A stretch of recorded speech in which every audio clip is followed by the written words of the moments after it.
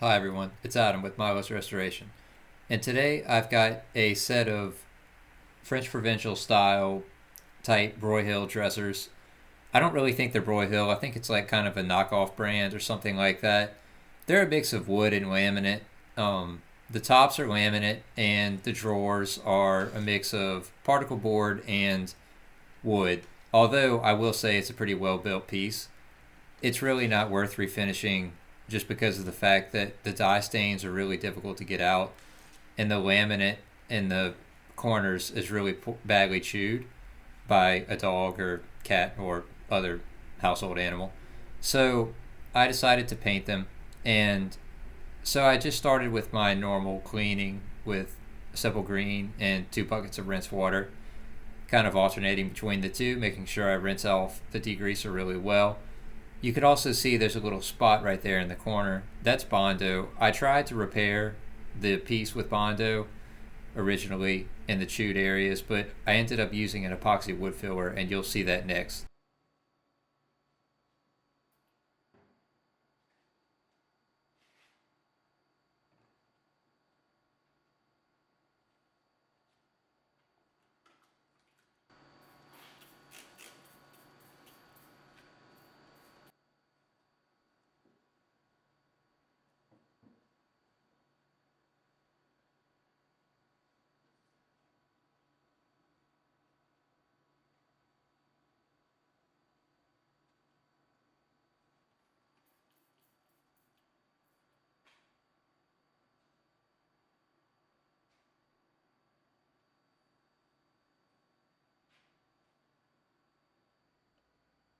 Okay, so here's that wood filler that I was talking about.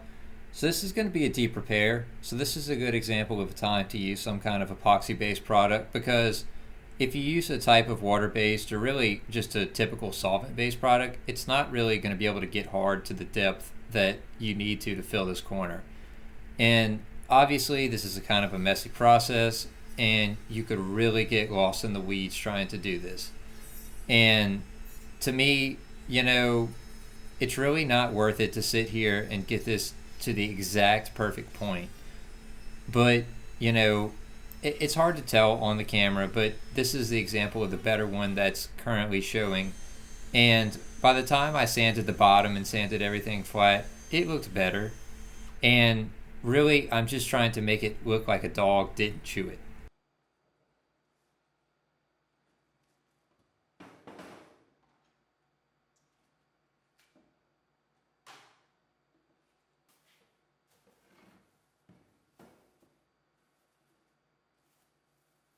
Just a typical drawer masking process here. Nothing really complicated.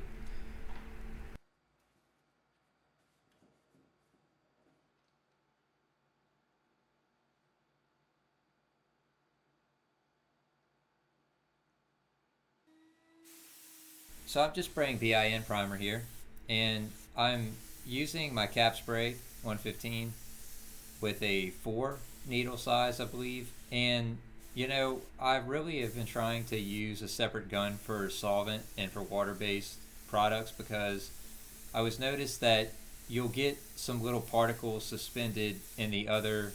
Let's say if you're spraying water based, you'll, even if you clean the gun out very well, you'll get a little bit of suspended oil based particles in your final spray, and it can look really unsightly and almost have a grainy texture to it. So I'm probably just going to use the Apollo for water based going forward. My cap spray is on its last leg, but I think it'll be okay for a little while longer. I can until I can get it serviced.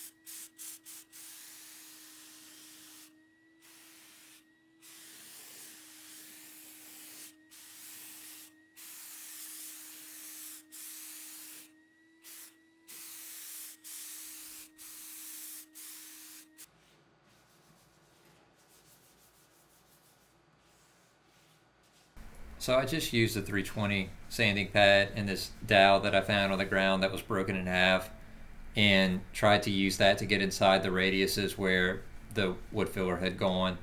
It's really not perfect, but it'll do. And next time, I think if the trim is not attached, it might just be better to take it off and find some new quarter round or something like that to put there. But this was kind of built to where the trim was sandwiched in between the drawer, the case and the feet on the nightstand, so it just really wasn't worth it.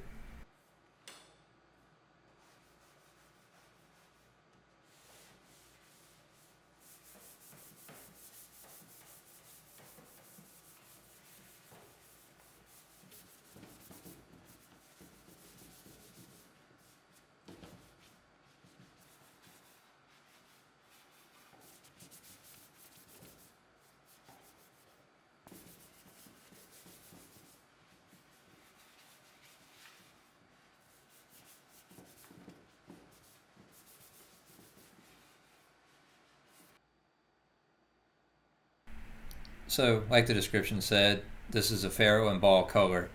It's downpipe, which is a pretty common color.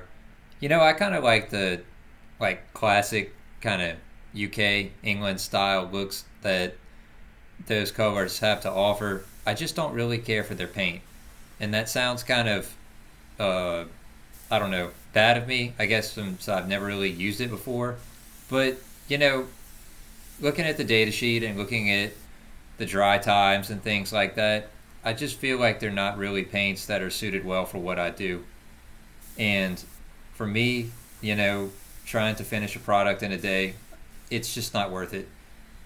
Farrow and Ball has some really long dry times for most of their modern emulsion, which is the one that you would use for cabinets, I'm pretty sure.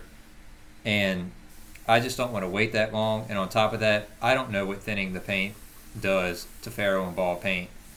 I stick to Emerald Urethane and Command, which is a Benjamin Moore product, like I said here, just because of the fact that I know they're a known quantity to me. I also found that Benjamin Moore has a Linmar water-based lacquer that I'll be trying soon and doing a review on. But, Command's a great product, 1 hour dry time, about 15% water, and it'll spray out of a decent turbine. Or if you have a cup gun hooked up to an air compressor, you might not even need to thin it at all.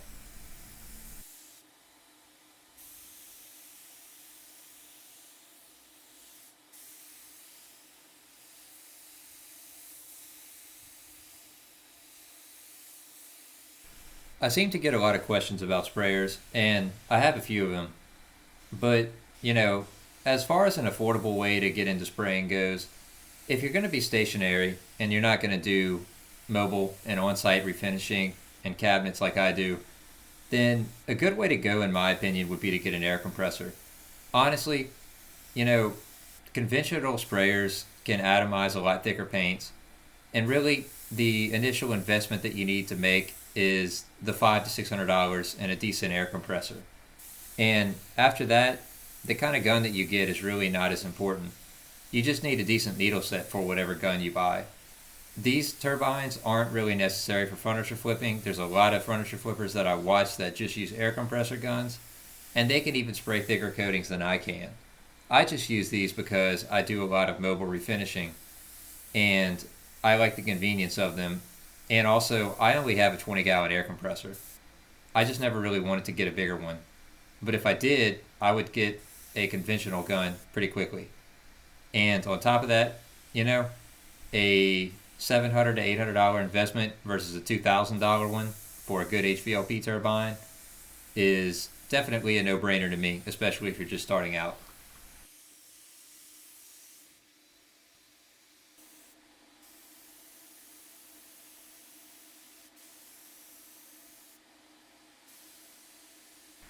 So what size air compressor do you need if you're going to spray paint? Well, you know, these are turbines, so obviously they generate a consistent and very dry source of air. If you buy an air compressor, you really need to get at least a 30 gallon. I wouldn't get anything smaller than that. But, you know, I mean, it's just generating air. So, in my opinion, if you bought a cheaper air compressor, I would just try to buy the biggest and the quietest one that you could find. I really wouldn't worry about necessarily what brand you buy. Not to say that it's not important, because it is, but it's just the fact that, if you use a dryer with it and you've got enough air, then you can spray. If you don't have enough air, you can't spray at all, and it doesn't matter how good of an air compressor that you have. So, yeah, you want to get something that has a what's known as 100% duty, which means that it can run all the time without being overheated. But outside of that, I would be okay with like a Campbell Hosfield. It's a good brand. Even a Harbor Freight air compressor, honestly, would do fine for just getting started out and spraying. You know, I mean, as long as you're not trying to like paint a whole car or anything like that, I think that you'd be fine. And I would not go anything under a 30 gallon or a 2 horsepower. I would personally go about 3 to 5 horsepower, probably closer to 60 gallon. But, you know, I know a lot of people that seem to make it work on a 30 gallon. I just can't condone that just because I personally don't really use one.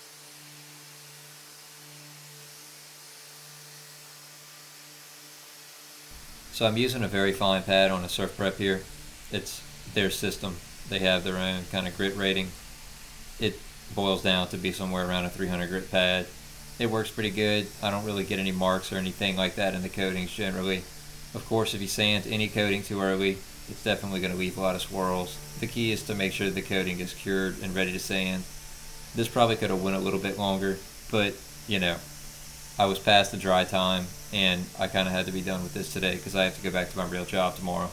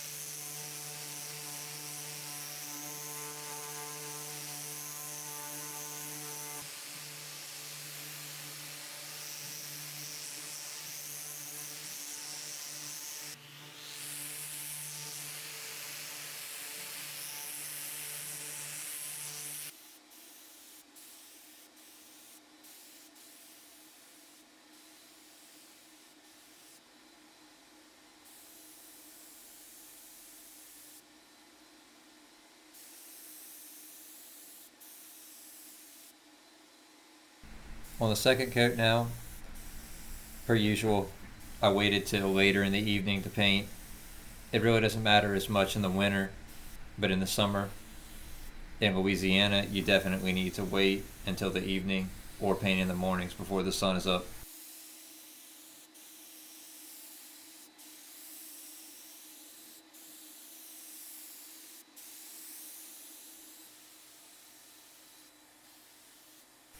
Anyone curious for HVLP settings in here, I'll just give them.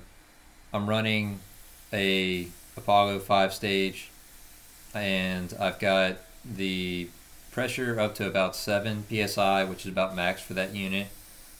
And I have a high solid C cap in there with a 1.8, I believe, which really is as big as you need to go. I would not try to go up to like a 2.0 or anything like that, not for the Apollo anyway.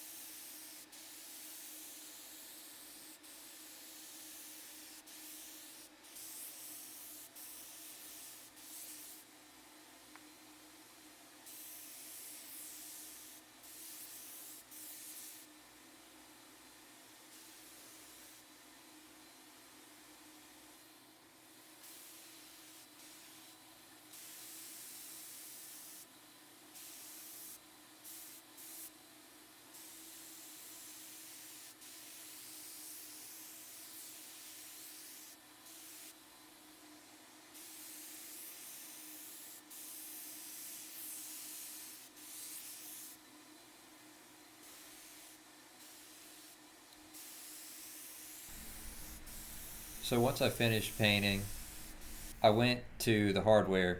Originally, I wanted to clean them with vinegar and baking soda, but it just didn't really work out, so I decided to spray paint them. Got a little bit of issues with the spray can, it's almost empty, but I ended up going back over them with another coat and flipping them over. Looked a lot better.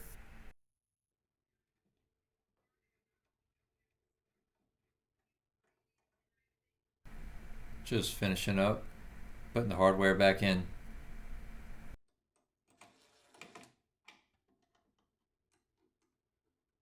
Also, there was someone who had asked me about listing my tools, and I'm definitely going to try to do that going forward. And I'll try to on the videos that I've done in the past.